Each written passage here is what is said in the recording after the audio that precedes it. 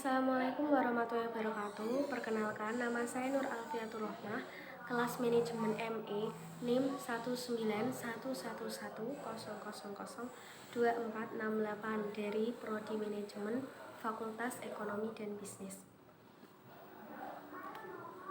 Di sini saya akan menjelaskan soal studi kasus mengenai tugas ujian akhir semester saya mata kuliah kepemimpinan. Buatlah studi kasus tentang di Fakultas Ekonomi dan Bisnis Unisnu Jepara terhadap 3 prodi yaitu Manajemen, Ekonomi Islam, dan juga Akuntansi. Pada masa penerimaan mahasiswa baru tahun ajaran 2022/2023, Prodi Manajemen telah mencapai target yang ditetapkan oleh fakultas. Lalu mengapa Prodi Akuntansi dan juga Ekonomi Islam tidak bisa mencapai target? Berikan alasan yang logis dan juga buatlah masukan terdapat tersebut dapat mencapai target seperti prodi manajemen. Di sini nanti saya akan menjelaskan 5 hal, yaitu berkaitan tentang latar belakang, permasalahan, inti permasalahan, penyelesaian, dan juga penutup. Yang pertama, latar belakang. Pendidikan merupakan masalah yang sangat penting dalam kehidupan. Di dalam Undang-Undang Sistem Pendidikan Nasional ditetapkan melalui undang-undang berupa Undang-Undang Republik Indonesia Nomor 2 Tahun 1989. Karena pendidikan sudah menjadi kebutuhan primer dalam rangka membina dan membentuk watak serta kepribadian bangsa agar menjadi bangsa yang berbudaya dan beradab. Pendidikan merupakan salah satu bagian yang terpenting dari masyarakat. Perguruan tinggi merupakan salah satu lembaga pendidikan yang diharapkan mampu menjawab tantangan masa depan, mengingat semakin ketatnya persaingan di dunia kerja. Menentukan perguruan tinggi dan juga jurusan yang tepat bukanlah persoalan yang gampang. Memilih jurusan kuliah pada dasarnya merupakan sebuah proses yang sudah dimulai sejak masa anak-anak. Perguruan tinggi merupakan salah satu lembaga pendidikan yang diharapkan mampu menjawab tantangan masa depan, mengingat semakin ketatnya persaingan di dunia kerja.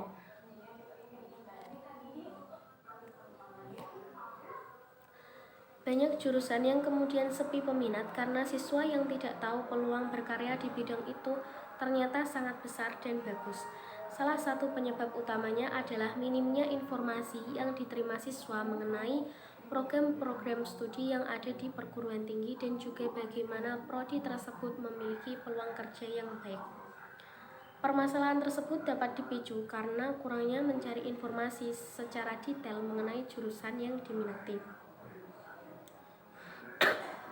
Di Unisnu sendiri misalnya, contohnya di Fakultas Ekonomi dan juga Bisnis, terdapat 3 prodi yaitu Manajemen, Prodi Akuntansi, dan juga Prodi Ekonomi Islam. Namun yang paling banyak diminati adalah Prodi Manajemen. Prodi Manajemen telah mencapai target yang ditetapkan fakultas, sedangkan Prodi Akuntansi dan Ekonomi Islam tidak mencapai target yang telah ditetapkan. Permasalahan. Berdasarkan latar belakang yang dikemukakan di atas, dapat dirumuskan permasalahannya sebagai berikut.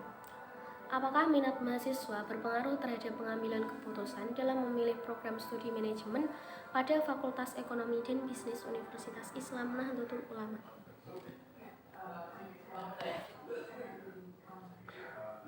Inti.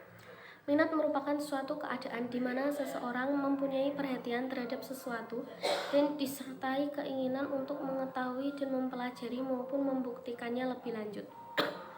Minat timbul karena adanya perhatian yang mendalam terhadap suatu objek, di mana perhatian tersebut menimbulkan keinginan untuk mengetahui, mempelajari, serta membuktikan lebih lanjut.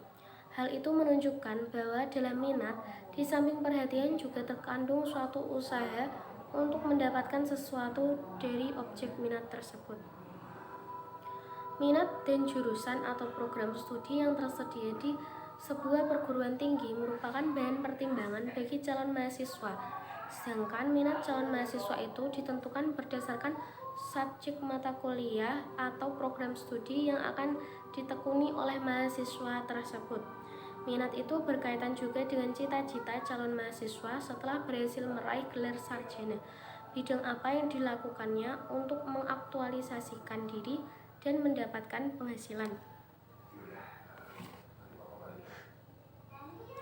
Penyelesaian. Yang pertama adalah promosi di media sosial. Beriklan di media sosial adalah cara yang paling klasik, sudah ada dan sudah dipakai sejak zaman dulu. Promosi di media sosial sampai saat ini masih cukup unggul karena jangkauannya bisa sampai ke pelosok. Sebab sistem distribusi media massa memang sudah terbangun sekian waktu.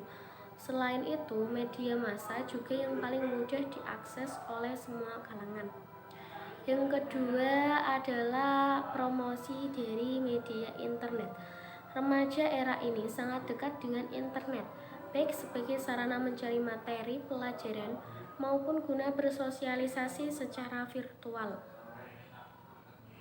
Perguruan tinggi bisa memanfaatkannya dengan memasang iklan daring, bisa dalam bentuk kontrak banner maupun artikel berbayar di portal informasi dengan demografis sesuai. Yang ketiga, mengadakan pameran. Letak perguruan tinggi yang saling berjauhan sering membuat calon mahasiswa malas untuk sekedar mengorek informasi dasar tentang studi selanjutnya.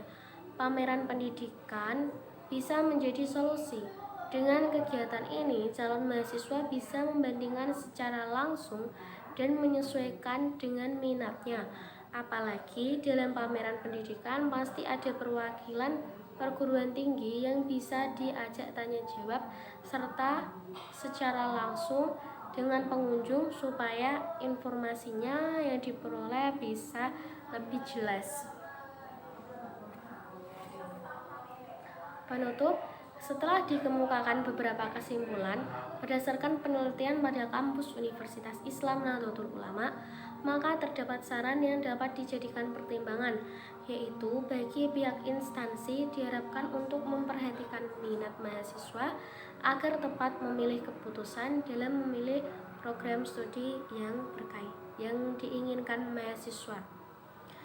Jadi untuk mahasiswa jangan salah pilih program jurusan. Kita harus mengetahui dulu di mana minat dan bakat kita.